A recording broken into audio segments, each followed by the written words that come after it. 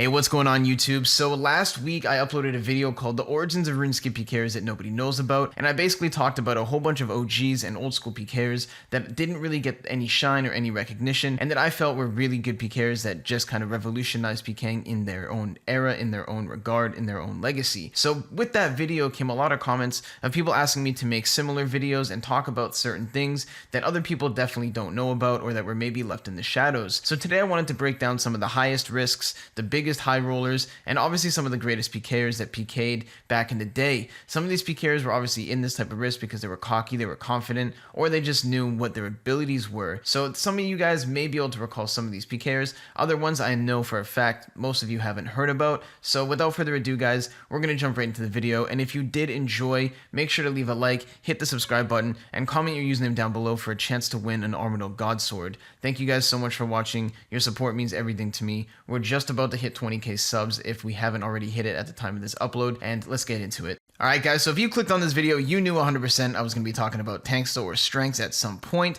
but I wanted to get him out of the way because he is definitely the most mainstream PK I'm going to be talking about here. His videos are absolutely timeless. They've raked in hundreds of thousands of views. His content has been on YouTube for nearly 15 years now, and what he has done and what he was able to do back in the day is absolutely insane. Running around in multiple party hats, PKing in not only a party hat risk but also a Fury, which was kind of unheard of at the time. A lot of people were not really risking anything when they PK'd on peers. That was kind of the point of a peer, is you don't have to make or risk a lot of money in order to use the account to its best effort and best effect. But Tanksta was one of the people that was very good at mage staking. You can see in his videos, it's very evident. He's out here, he makes a lot of money, and he has no problem flexing it. Now, the one thing I did want to say is back then, there's no HP orb, so you can't see your HP or prayer by the minimap, and there was really no combo eating. Nobody was really doing that at this point, so he was definitely taking the risk. A lot of the clips, he is praying melee, but if you get smited 125, 25 DDS and he's dead, he also doesn't even have teleports and stuff like that in some of these clips, so he is definitely out there risking quite a bit, and that reason alone, I feel like he solidified and definitely deserves a spot on this list. Plus, you guys would probably crucify me if I decided to leave him off, simply because he has such a big name in the community, and he is definitely somebody who's left a legacy behind for the viewers and RuneScape fans to share for years to come. Alright guys, so the second PK I'm going to be talking about in this video goes by the name of 7th Light. He is definitely somebody who was a very talented PKer back in the day. Would definitely recommend watching some of his videos. And not only that, but he's somebody that was willing to take very good risks, very big risks, in order to get very nice clips for his videos. As you can see in some of these clips here, he has no problem rushing multi and fighting another clan in multi with some extremely high risk back in the day. And then he takes it a level above and starts roaming the wilderness with his boys, and he's PKing in a Santa hat at Magebank. So first off, at Magebank back in the day, there are many clans that could definitely kill him here. There were many clans like NL, there was AG, there was DI, there were so many big clans back in the day, and there was a whole bunch of people out there because Magebank was the most active spot to PK for high level mains. Especially back then, if you got TB'd by a big enough clan, you were almost always dead. Communication wasn't as good as it is now, where people can help you get out, people could drop you food, people can do this, people can do that. Back then, everyone's a kid. You don't usually know what to do in those situations. There hasn't been that 5 to 10 year window of experience of having it happen to you all the time and just knowing what to do, changing your prayers the right way. And yeah, you could literally die very easily. So to take a party hat or to take a Santa hat or whatever risk up to Magebank, in my opinion, is pretty ballsy and definitely deserves a spot on the list. The third PKer I want to talk about today is none other than the legendary god Zodar, and if you guys haven't seen his YouTube videos, I would highly recommend watching them. He was one of the most skilled and most talented PKers back then. A lot of his videos were solo PKing, but he also did PK with teams and friends, and he does have his own YouTube channel where he uploaded a lot of content back in the day. Some of these videos have a lot of views, but a couple highlights and a couple things I did definitely want to show you guys is him PKing in Third Age, right after Third Age came out, so he was definitely one of the first people to get it or purchase it, and then he obviously took it to the wilderness.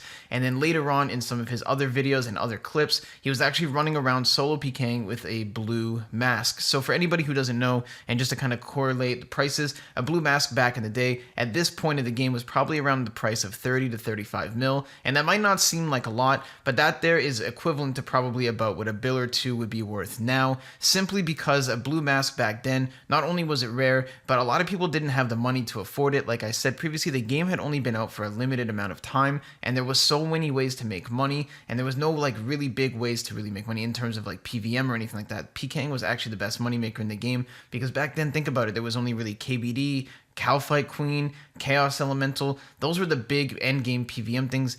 Realistically, the best way to make money was staking Pkang or like Abbey Demons or maybe Dagannoth Kings. But to think about how many items you would need to get, how many drops you would need to get in order to actually afford a blue mask, especially when the game wasn't as advanced as it is now, makes this a very high risk and also definitely deserves a spot on the list. So the fourth clip I want to show you guys is a clip of Jif running around in the middle of a free-to-play war in 2005, flexing a white party hat. So if you know anything about Jif or GHJF, he's the leader of a clan called Damage Incorporated. I don't really know what DI is doing in the current year, but they were open in 2016-17, I believe, back when I was still clanning, and they have like really made a legacy for themselves. And back in the day, they were actually the most honored clan in the game. They didn't do any real, they didn't allow their members to pray or teleport or PJ fights, and you would literally get kicked out of the clan if you did any of those things. So I did always have a little bit of a respect sense for them. But when it comes to this clip here, you can just really see how much stronger DI was over the other clans at the time, where their leader is pulling up to the war in multi, in 30+ wilderness, no teleports, no nothing, way back in the day, flexing the white party hat. All they have to do is pile him, but he believes in his team, he believes in his clan, and he is not going to let anybody show him up. This here, in my opinion, was one of the coolest clips I've ever seen, simply because like this is a really ballsy move. Party hats were expensive back then, and it's not even like he told his team or anything that he was doing. He just showed up like, yo, what's good? Welcome to the party. Here I am. Like, to me, like that's confidence, that's cocky, and like, I don't know, to see this clip many years later is really cool because it just shows back then what that type of stuff can do even so far in the future. The next PK I want to talk about is a guy named 3hit in Lum. He's actually a Zerker, and on this account, he's not actually really risking too much, but at some point in his video, he does show and pan to a clip of him on his main. He decides to go outside of Mage Bank and basically take out an entire small team by himself and forces them inside the Mage Arena to where he can't even really kill them because he doesn't have Mage on him. But he's out here with no brews, using a Darok set, and of course, a purple party hat as well. Back in the day, a purple party hat at this time, I believe, was almost 80 or 90 mil, if I'm not mistaken. I could be wrong because I don't know the exact day of the clip, but this looks like it's sometime in 2005, maybe early 2006. But nonetheless, this is definitely still a lot of risk, and I don't know, and I can't seem to locate any other clips of him PKing in this type of gear. But back in the day, a team could have logged in at any point, basically taking him out of the game, taking him for that party hat, and realistically being solo with no brews, and realistically no real good mage defense, he would have died on a TB in less than 2 minutes had this happened.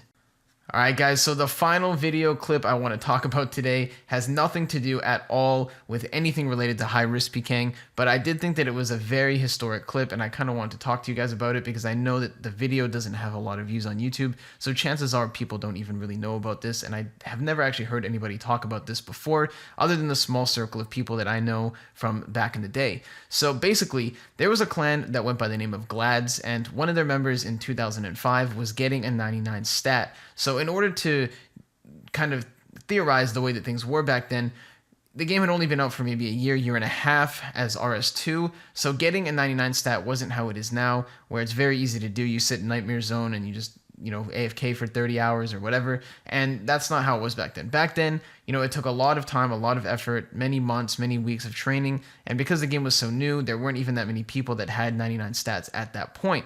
So what people would do is they would gather for big parties, big group events. It would be planned out a couple days in advance, and this party in particular took place in the wilderness. So JJ Rocks and Let It Whip, they had a little group of lures and people that they would PK with. They decided to attend this party and basically loot a whole bunch of things from the drop party after the person got the 99 stat.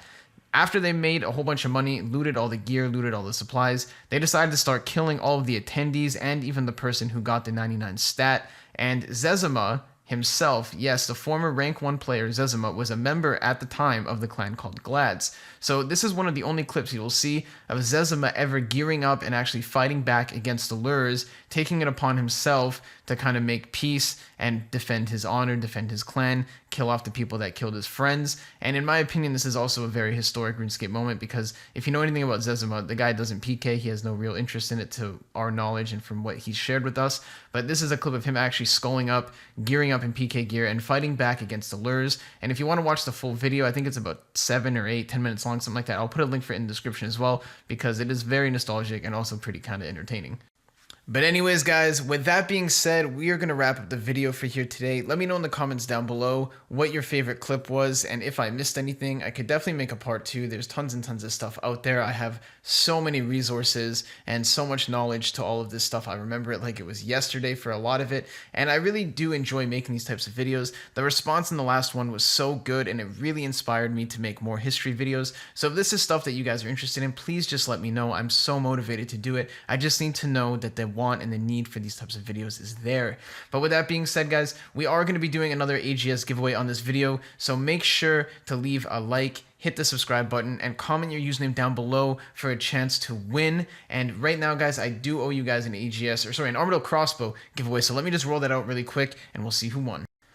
All right, ladies and gentlemen, let's roll the ACB winner for the previous video. We had nearly 2,200 comments in this video. Absolutely insane. I can't believe the amount of support and how much love you guys have been showing me on YouTube. So as it loads up, all we got to do is randomly pick a winner, and Reposit, you have definitely won yourself an ACB. Message me either in-game, on Twitter, on Discord, come into my Twitch live stream, find the way to contact me, and I will also add you, and the ACB is yours. But with that being said, guys, we are going to call it for today. I really hope you guys enjoyed. Remember to leave a like, hit the sub button, comment down below, and I will see you in the next one.